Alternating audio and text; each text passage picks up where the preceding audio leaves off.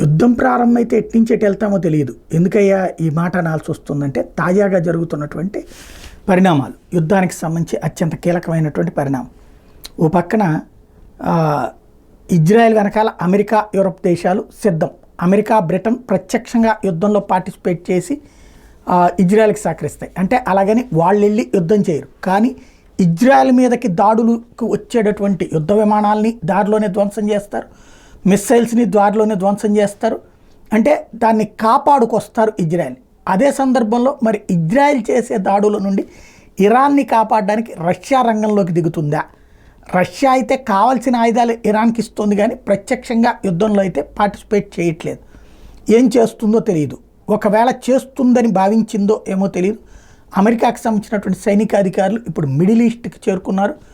తాజా ఉద్రిక్తతల నేపథ్యంలో అక్కడ ఉన్నటువంటి తమ సైనిక బలగాల అప్రమత్తతతో పాటుగా ఏ క్షణంలో ఏ పరిస్థితి ఎదురైనా సరే ఎదుర్కోవడానికి సిద్ధపడుతున్నారు.